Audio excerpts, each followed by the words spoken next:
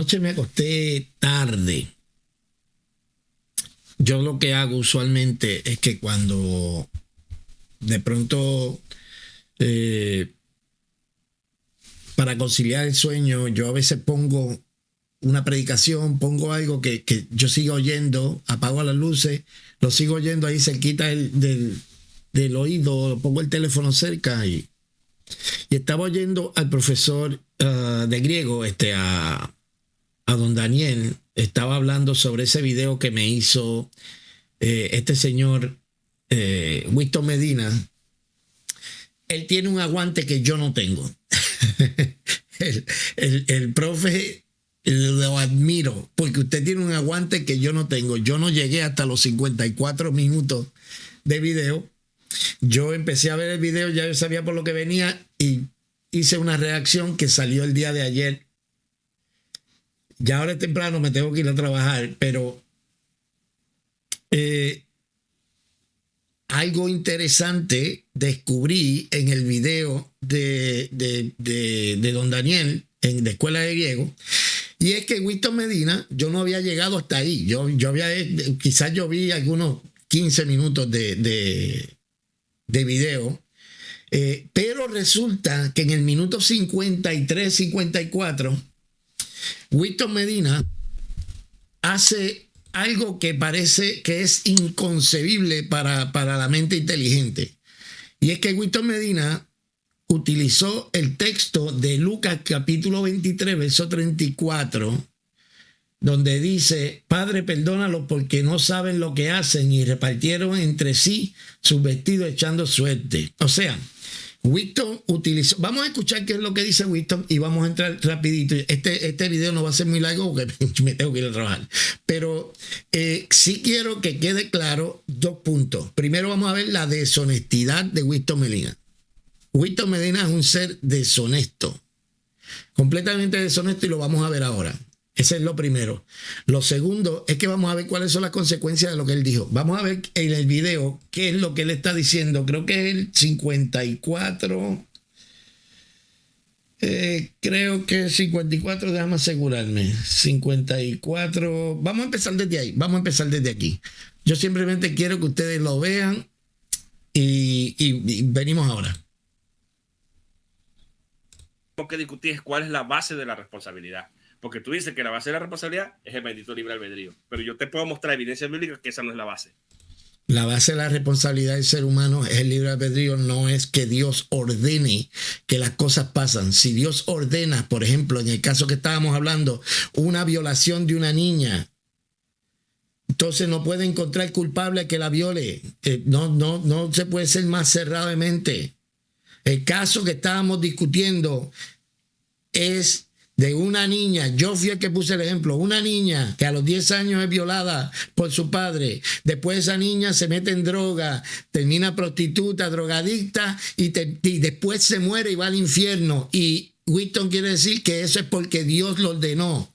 Dios no lo ordenó, fue el libre albedrío de ese sinvergüenza que la violó. Y la muchacha se va a ir al infierno si ella no recibe a Cristo. Así es como esto funciona. Ok, pero vamos a esto, que esto ya eso yo lo argumenté, no quiero volver a argumentar lo mismo. Es una condición necesaria, pero no es necesariamente la base. Y a última hora, ese Dios que lo usó para hacer todas esas cosas, después también lo mandan al infierno. Okay, entonces me paro aquí. Ok, y yo quiero que ustedes sepan por dónde es que va el argumento. Lo que yo estoy argumentando en el reguero que él hizo de la conversación que supuestamente íbamos a tener, era que yo lo que estoy argumentando es que el Dios calvinista ordena que haya un violador que viole a la niña, ¿verdad? Entonces, Dios ordena que el violador viole a la niña. El tipo después termina en el infierno porque Dios ordenó que se fuera al infierno, pero la niña también termina en el infierno después que la violó y de todo aquello. O sea, porque Dios había determinado que ambos se iban al infierno. Eso no es lo que la Biblia enseña. De eso es lo que estamos hablando. Ahora vamos a ver lo que él dice. La gente que estaba matando, asesinando a Cristo, exponiéndolo a vituperio, lo crucificó en la cruz y lo asesinaron. Pregunta, ¿estaba Dios detrás de eso? Tú dijiste ya que sí. Dios estaba detrás de eso, claro que sí. La Biblia dice que fue por el previo conocimiento de Dios, el previo conocimiento de Dios. Dios orquestó todo para que su hijo fuera sacrificado. Eso no está en discusión. ¿Eso fue ordenado por Dios? Sí. ¿Era plan de Dios? Sí. ¿Estaba determinado por Dios? Sí. Pregunta del millón. Dios, entonces, ¿cómo los utilizó a ellos para... No. Tu tontería, Winston, es en decir que Dios los utilizó a ellos. Dios utilizó su maldad. Dios no instó a esta gente a cometer maldad.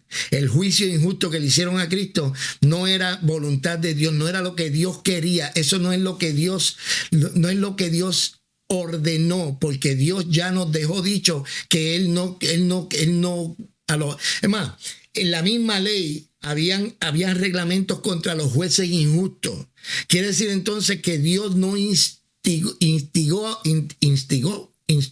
O Dios no fue el que provocó en el corazón de aquella gente hacer un juicio injusto contra Cristo. No fue Dios el que le metió en el corazón a la gente maltratar a Cristo. No fue Dios el que lo hizo. Dios utilizó su maldad. Yo no sé cuán difícil se te puede hacer a ti entender esto. Es que estás cegado por tu fanatismo calvinista que no entiendes. De eso es lo que se está hablando. Todos son culpables. Todos los que tuvieron algo que ver en la muerte de Cristo son culpables, simple y llanamente porque actuaron de una manera voluntaria. Y Dios utilizó su maldad para que su plan se cumpliera. No es que Dios los usó a ellos como si fueran su instrumento, como si fueran como si fuera una orden que Dios le había dado a su corazón a que hicieran el mal. Ese es todo el argumento mío. Llevar a cabo su plan maestro, para llevar a cabo su propósito. Entonces Dios tiene que decirle a Herodes en el día del juicio: bienvenido, Herodes, eres una eminencia, te libré de responsabilidad porque... ¿Usted cree que puede haber alguien más estúpido? De verdad, en serio, Dios le va a decir a Herodes: tú eres una eminencia. Pues mira nada más. Todo el pueblo de Israel, sin excepción, que participó y estaban ahí, crucifícale, animando a que se diera el juicio, se ganaron la salvación. No son responsables del juicio. No los voy a condenar por esto. Los soldados romanos, ustedes, señores soldados romanos, ¿saben qué? ¿Sabe por qué lo estoy dejando? Porque quiero que ustedes vean cómo se enreda. Él mismo se va amarrando la soga en el cuello y sigue alando poquito a poco. Están libres de responsabilidad. Ahí no les valió el libre albedrío. No, están libres. Y Pilato, bueno, si no se arrepintió en el futuro, ¿verdad? Pero vamos a suponer que Pilato no se haya arrepentido. De todas maneras, ese pecado, al menos ese pecado, aunque no se salven ninguno de ellos, pero al menos Dios va a decir: no, ese pecado no te lo voy a tomar. Ay, Dios mío, profesor, yo no sé cómo usted pudo comerse una hora de este tipo hablando. En cuenta. Esa culpa no te la voy a echar. Y si no eran culpables, tengo un texto para demostrarte que sí eran culpables. Oh, él nos va a traer el gran texto que va a traer para demostrar que eran culpables. Ok, vamos a ver cuál es el texto que él va a traer para demostrar que eran culpables. Vamos a ver. Cuando Cristo ora, dice: Padre, no les tomes en cuenta, o sea, perdónales porque no saben lo que hacen. Ok, entonces Whitton se saca de la manga el gran exégeta, el gran doctor, la gran eminencia, saca el texto bíblico de Lucas capítulo 23, verso 34. Déjame leer rapidito. Quiero leer. Ok, déjame primero aclarar algo. Ok, ya no voy a poner más el video porque no me hace falta ya el video. Ya hiciste suficiente, Winston. Con eso ya hiciste suficiente. Hay unos textos bíblicos que se llaman textos. Espérate, déjame acomodar aquí. Se llaman textos espurios o espurios. Y aquí, por ejemplo, en esta página se llama Teología Avanzada. Usted puede encontrar unos cuantos de ellos y le dan el caso. Este está bien interesante, se llama Teología Avanzada. Si a usted le interesa el tema, lo puede averiguar. Quizá en otro día podríamos hacer un video de por qué es que existen estos textos, que son textos que fueron añadidos más tarde y no están en los manuscritos más confiables. Ok, voy a traer por aquí también el el comentario. Déjame traer por aquí también el comentario de la... En este comentario, no sé cuán bien se pueda ver, si acaso yo lo pongo un poquito más grande. Yo quiero que ustedes vean, yo lo que quiero que ustedes vean un momentito, porque esto tiene que ver más que con el argumento, tiene que ver más con la deshonestidad intelectual que tiene este sujeto, porque a él la honestidad no se le da bien. A él, o sea, él no puede ser honesto. Ok, mira lo que dice este comentario. Vamos a leerlo hasta ahí, que es lo que nos interesa. Ok. Dice, la expresión atribuida a Jesús en el verso 34 no aparece en manuscritos antiguos y fieles. Algunos eruditos creen que el corte abrupto se debe a una posterior edición que los copistas, luego de la caída de Jerusalén en el año 70 después de Cristo, por tanto, por cuanto no se explicaban cómo era posible que Dios no había escuchado la oración de Jesús al permitir la destrucción de la ciudad santa. Ahora vamos a dejar esto claro. El verso de Lucas capítulo 23, verso 34 es un texto que está en discusión.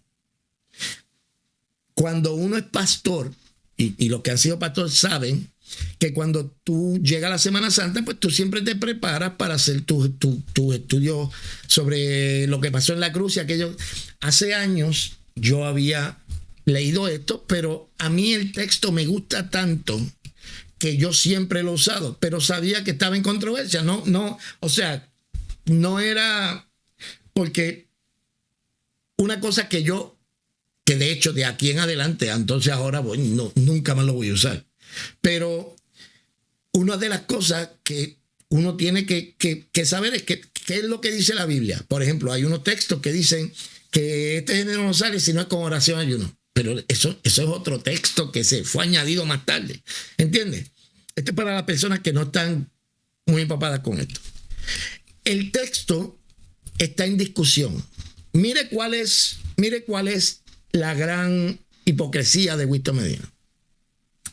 Que se me hubiese ocurrido a mí, cuando yo estaba hablando del amor de Dios, imagínense esa escena en el que yo estoy hablando del amor de Dios y yo diga, mira si el amor de Dios es grande, que aún en la cruz Jesús dijo, Padre, perdónalos porque ellos no saben lo que hacen. ¿Sabe lo que iba a decir Winston Medina? No, eso no es lo que dice el texto, porque esos textos no estaban en los manuscritos más confiables.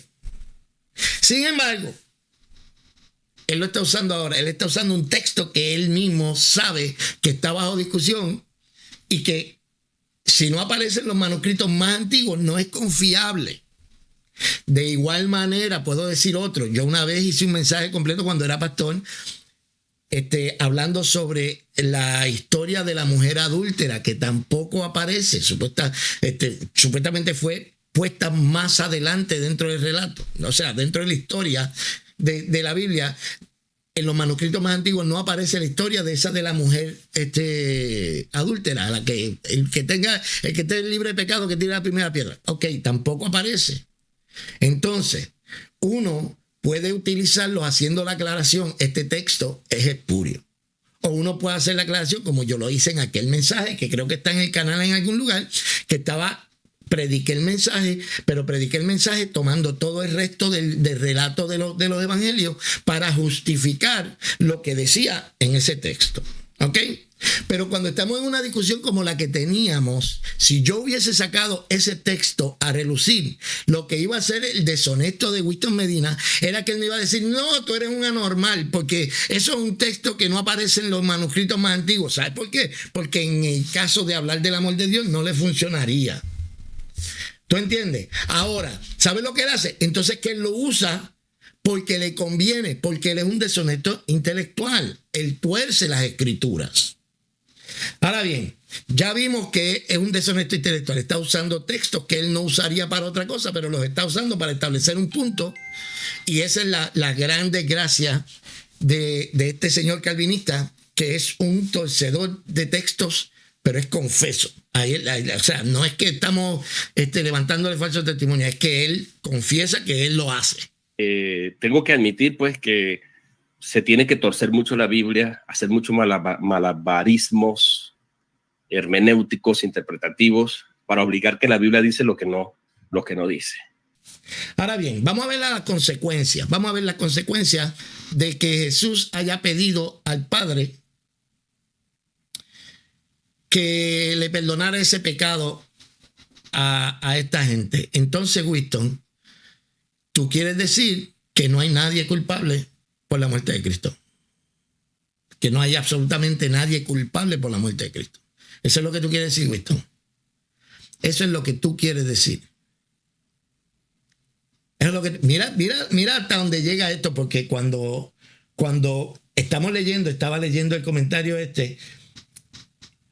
o sea, si Cristo le pide al Padre, perdónalos porque no saben lo que hacen, Dios tendría que perdonarlos, por lo menos por lo que tenga que ver con el sacrificio de Cristo, tendría que perdonarlos. Entonces Winston Medina nos está diciendo a nosotros que todos los que tuvieron algo que ver en el sacrificio de Cristo están sin culpa, porque Dios los tuvo que perdonar, porque la Biblia dice que todo lo que el Hijo pide, el Padre lo da. Jesús, cuando está al frente de la tumba de Lázaro, le dice: Padre, gracias porque yo sé que siempre tú me escuchas, o algo en ese sentido. Estoy parafraseando. Entonces la pregunta es, ¿quiere decir entonces que fue un análisis que hizo Daniel Hernández anoche? Entonces quiere decir que el Padre le negó al Hijo eso.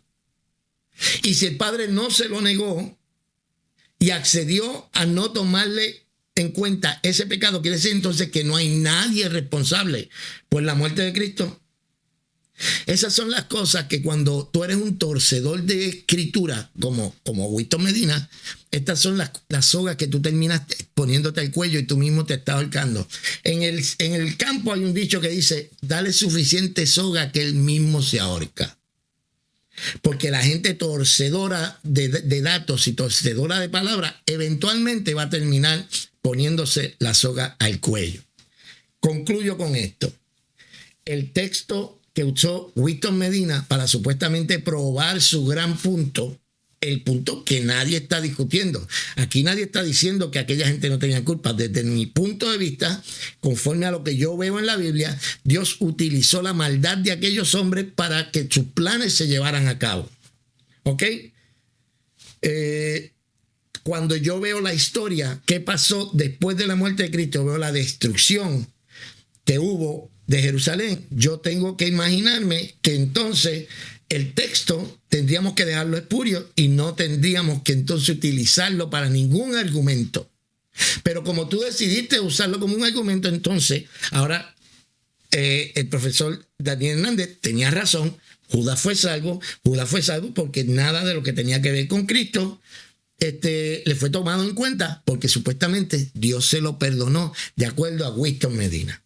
Ok, entonces estuviste peleando con Daniel Hernández toda la vida sobre el problema de Judas para ahora darle la razón. Tuviste lo que los torcedores, eso le pasa a uno por torcer las escrituras. Te pusiste tú mismo la soga al cuello. Ahora me gustaría saber cuál va a ser la gran explicación que va a dar este señor del por qué un erudito que la academia, supuestamente la academia y los académicos y los que son, espérate para acá, dame para acá, y supuestamente los que son los mascaragachimbas lo reconocen y le dan la razón. Ahora yo quiero saber cómo él va a salir de este bollete en el que se metió por ser un torcedor de las escrituras. Nada, me tengo que ir a trabajar. Ahí te la dejo para que la pienses.